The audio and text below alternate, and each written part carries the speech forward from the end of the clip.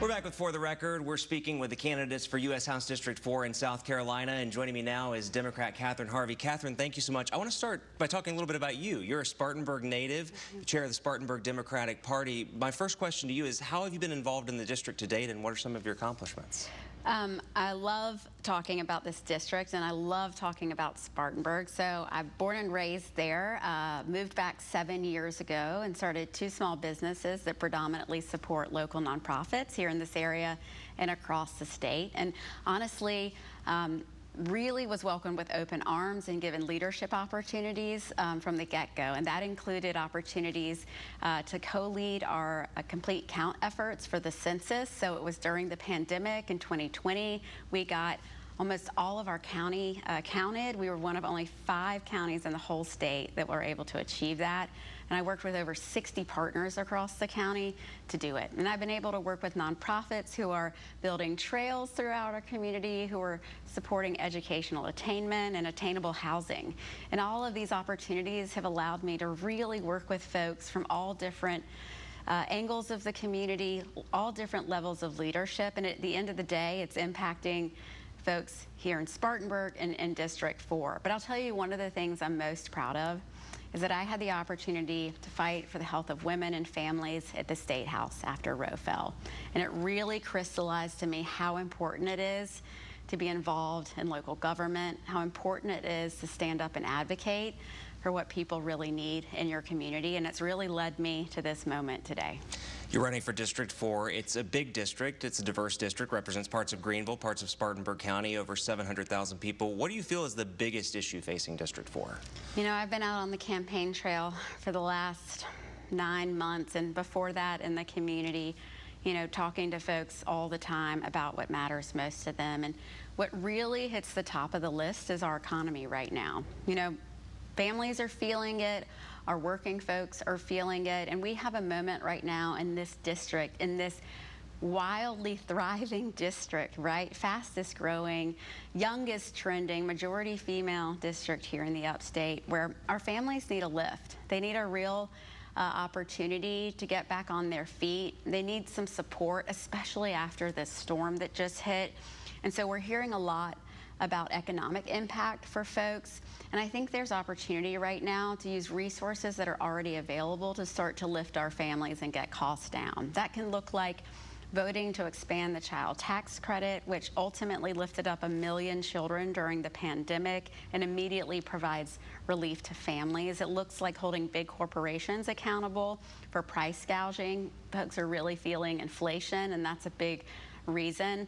And it looks like helping folks find affordable health care and attainable housing, right? All of these issues intersect in a way that hits folks in their pocket, right? We have to make sure that people can afford groceries and gas. And quite frankly, we need to make sure our families are thriving, not just surviving. So I'm ready to fight for families in Congress. So if you're elected on November 5th, you'd be a newcomer to Congress. How do you get things done as a freshman in Congress? That's a great question. So I think a lot of what we're missing right now in our partisan politics is servant leadership. And I've got 20 years of a career of bridge building across lines, districts. Candidly, I've got global leadership experience, and I know what it takes to shepherd folks through to reach a common goal. And right now, in the state of South Carolina, in our southern politics, we have to be able to work across the aisle to achieve what the people of this district need, and that's what I'm most interested in. I think we have to start steering ourselves away from these extreme politics and quite frankly playing party politics with people's lives. It's a real moment to say, how can we most impact the folks most immediately here in District 4, and what's the most direct way to do that? And a lot of time that means compromise. So I'm excited to get to DC and really start to build relationships that can better our community here at home. On your website and in this conversation, you've talked about several federal issues or issues at the federal level. We've talked about abortion, talked about inflation. What's the biggest federal issue you feel needs to be addressed in the next session of Congress? You know, I do think that we really need to focus on protecting women's health. Right now, we have a congressman who's co-sponsored a bill that threatens access to IVF. We have a 6-week abortion ban in this state. we have a congressman who is calling for a nationwide abortion ban. And we know that women are not protected at the State House in South Carolina, which means we have to have somebody championing the health of women on a federal level. So when I get to Congress, I'm going to immediately fight to protect reproductive health care, and I'm not going to stop there. I'm going to make sure that we're fighting for access to IVF and make sure we're protecting access to contraception as well, because this is an economic issue. This has a significant impact on the health and wellness of families and our economy if we continue to restrict the health care of women in South Carolina. Two other big federal issues that we consistently see in polling, the border and the economy. You've touched on that a little bit in this conversation. How would you address those in Congress? Well, I think for the economy, we talked about expanding the child tax credit. We've got to make sure we're holding big corporations accountable for price gouging. And right now, I'm most interested in how we get costs down for families. And I think a lot of that looks like making sure that we're having real conversations about affordability here in our community. We're bringing in good paying jobs, and we're talking about increasing the minimum wage. Like, you think about how much growth we have had here in District 4 just in the last 5 years, how many new young families are moving here. It's quality of life, but we have to make sure we're giving them a lift at the beginning, not trying to catch them down the line.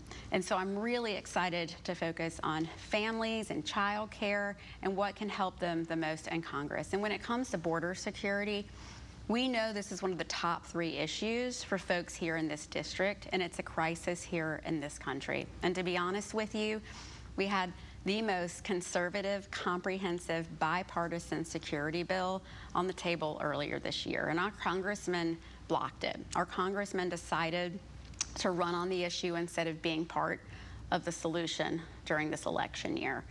And this bill would bring more judges into the process, it would increase the number of border security agents, and it would create a more humane way, including resources and infrastructure, to support the onslaught of the migrants coming into this country. It is a huge issue for this country and for the people of this district, and we have to have a congressperson that's going to fight for a more safe and secure southern border.